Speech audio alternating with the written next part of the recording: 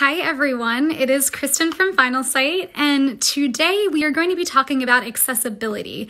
I'm going to be bringing on Ty from AudioEye, who is going to be giving us a really quick expert look at why accessibility is important. We're kind of gearing up for Global Accessibility Awareness Day, and we really just want to chat with you all about it, really get down to what's important, why your website should be accessible, and any tips that you may be wondering about. So please feel free to add in your questions as we're chatting.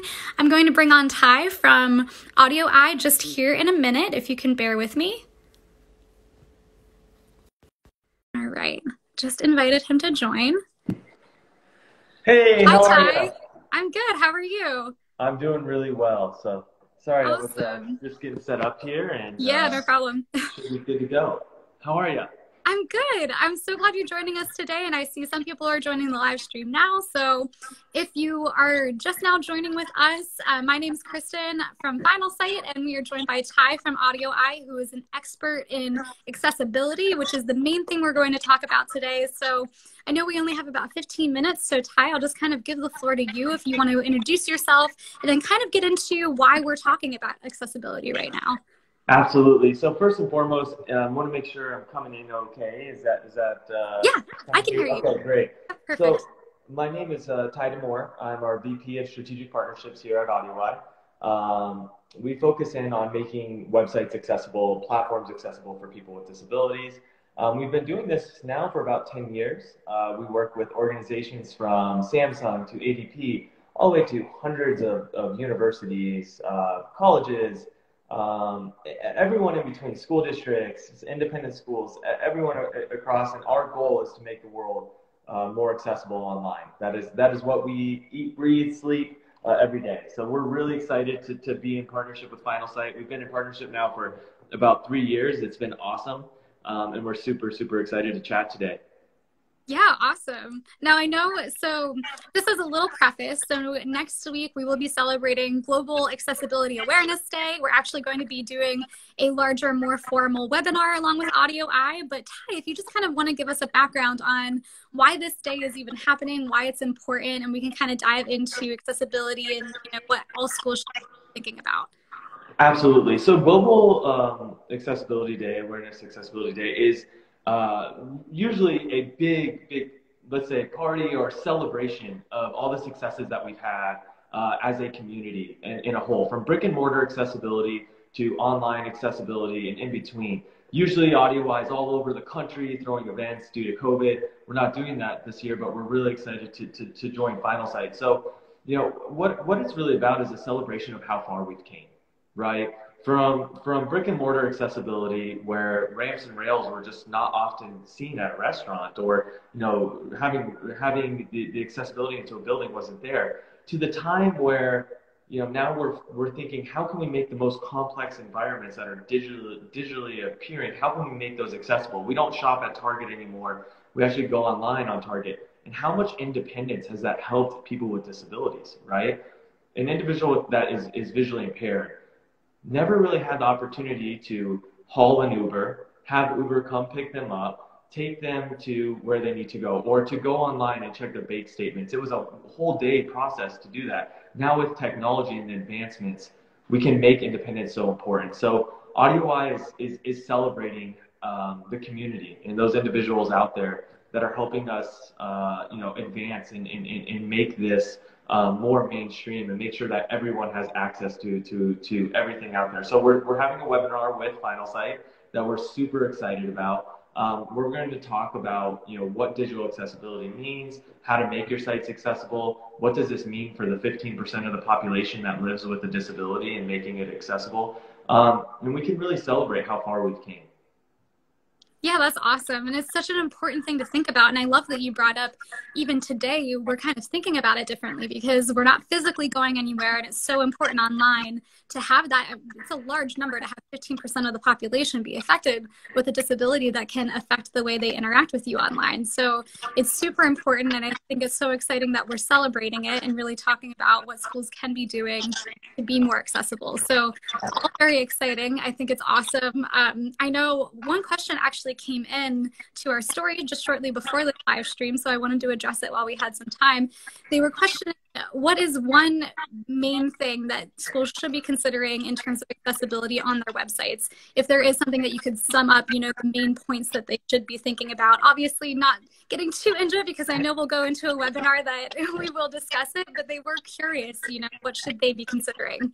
Absolutely. And I think the first thing, without getting too technical, I could sit and say, oh, well, make sure your heading structure is correct, and make sure that, you're adding a skip to main, and all these things that I could say from a technical aspect. But I think the most important thing, and this step number one, is to educate yourself and to develop a champion inside of your program, right? Every organization we work with, when we first start, there's either a champion there that says, hey, I'm getting this done because I know this is the right thing to do, or they become a champion by the time we're done in the process. So I think step number one is to educate yourself, be interested, be intrigued, be curious in accessibility, because once you really take dip your toes into it, you want to do a cannonball. And that's really, everything about it is if you find that one person that is your champion for accessibility, and if it's you and say, raise your hand, I'm going to be that person for our organization, you'll get so gratified in everything that can come through making your sites accessible, making your workplace more inclusive. So that would be my one first start. There's tons of places to find great education out there, from going to the WCAG, they pronounce it WCAG, online by the W3C, has a great starting place of what to do. The AudioEye blog, Finalsite has amazing information around accessibility. But the first thing I would say is be interested, and really take that step of saying, I'm going to be the champion of accessibility at my organization. I love that as the first step. Really just kind of raise your hand and volunteer to get yourself educated on what accessibility is. And I think it might be good too, even just taking a step back and thinking what on your website could affect someone differently. So I'd be interested to hear from you, just like the list, obviously, sight, sound, hearing, different things that you should be considering with your web experience, especially now that we're completely online. Absolutely. So, there's about 80-ish different success criteria that you should be thinking about that alter. And not only individuals that are visually impaired or low vision or, deaf have problems on digital content. Think about the individual that maybe has epilepsy, or I can't navigate a mouse. Think I can only navigate with my keyboard. Can I tab through your site? Can I know exactly where my indicators are, where I need to engage with? So I think, you can follow every single one of those. I'm a big component of no one issue is more important than another issue, right? Yeah, just to say that, adding alt tags to images is so important for an individual that's visually impaired that needs that photo described to them by their screen reader is no more important than making sure that the color contrast is available on the site, or making sure that there's no flashing content. If I have epilepsy and it could send me into a seizure. Everything is extremely important. Some of the first things, though, I would say, are, let's say, 101 of accessibility. Make sure you are adding your alt tags. Make sure that if you have an ongoing video in the background, it has a pause button. What the Finalsite platform has integrated a lot of these things into the natural composer. Some of the other things, tab sequencing. If you can go to a website, the easiest thing to do for someone is tab through the site. Do you know where you are at all times? Can you enter in and navigate the entire site with your keyboard and just hitting tab and shift tab to go back? Those are little things that you can test. But I would also say, there's a lot of information in WCAG. There's a lot that you can be doing. And no issue is more important than the other. There's just some that are different, different applications that you apply. That's a really good answer. I feel like there's so much you could be thinking about, and it is, just really one-off. You could think, okay, so needing to add alt text to our images, needing to add captions to our videos, but you may not be thinking about the color contrast and some of those more in-depth things that affect so many people. So it's great to think about how not one, thing is bigger than the other. It's important to kind of take it all in, really experience it yourself in different ways, like tabbing through the website. That's all really great information. I feel like we're covering really great ground in just, 10 minutes. I did see one question came in, and Ty, I'm not sure if you'd be aware, I'm relatively new to Finalsite, but I saw it come in. It says, can you point to any Finalsite customers whose websites are really good examples of accessible websites? Absolutely. I can say a few. I'll mention one that I know from the public sector, and then one on the independent side. Antelope Valley has done a journey with accessibility. There's also Mansfield, Texas, I think is the school district. I remember working with them. They were one of the first school districts to ever partner with AudioEye and Finalsite together and make their sites accessible. So that is two on the public side, not just one. Antelope Valley and Mansfield, and then also on the independent side, TAF. I was so excited when we see independent schools take this journey with us, right? Because not as much on the regulation side as a public school. An independent school says, I'm going to do this because I'm going to raise my hand and it's the right thing to do.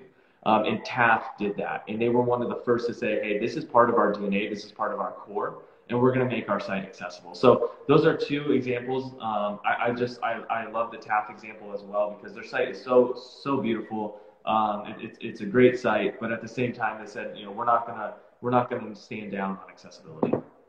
Awesome, thank you. And it looks like I'm so glad that all of you who are joining in are asking questions. I think we probably have room for just one more. So I know we touched on this a little bit, but if you just wanted to elaborate, what kinds of disabilities do we need to think about when we try to make our websites accessible? I would think that we always focus, and I'll answer this in two ways. We always focus on visual impairments, right? And individuals that are blind when navigating a website, which, I think that's twofold. One is the independence that we can help individuals that are blind by making digital content accessible is so far. And we can make so many strides in the independence by making our content accessible. But the second is with individuals with visual impairments is there's a lot of legal or requirements, regulations, and so forth. But if you think about it, 15% of the population is what Google or World Health Organization says lives with some form of a disability, and that's going to alter the way that I interact with my site. So not only individuals that are visually impaired, but now I got to start thinking about things like epilepsy, cognitive disabilities, even as far as looking at it, and especially in education, is kids that live with ADHD. If I have a website that's built and I can't simplify it down, or I can't stop the flashing in the GIFs that are in the background of that website, I could be all over the place. I was a kid that grew up with ADHD, and being on a website today is like being in a candy store, right? I'm all over the place. So being able to really look at it and saying, this is a wide range that we're going to make and help those individuals access the site. Even English as a second language in schools is something that could be extremely improved by making your digital content accessible. That's awesome. I feel like you are a wealth of knowledge, and I appreciate you, providing your input, obviously, on the expert side of accessibility. For anyone who's viewing, or if you do watch a recording of this later, we will be having a webinar next Wednesday on May 20th at 1 p.m. Eastern Time with AudioEye to go into more of an in-depth look at not only accessibility, but also just celebrating Global Accessibility Awareness Day. If you have any questions for either me or Ty, probably more Ty, he is the expert here, please feel free to shoot questions our way on the Finalsite's Instagram, or you are welcome to shoot questions to AudioEye at AudioEye Inc., I believe is your handle. AudioEye Inc. That's our social channel. And thank you again for having us. Finalsite was one of the first partners that we had. And we've been long running partners. They do everything right on accessibility, from educating your staff to promoting it to your clients. So we're huge fans of Finalsite. We love our partnership, and we look forward to the webinar next week on Wednesday and celebrating Global Accessibility Awareness Day together. So thank you very much. Yes, thank you so much, and we'll talk next week, and I hope you have a great rest of your weekend. Thank you so much. You as well. Have a good one. Bye-bye.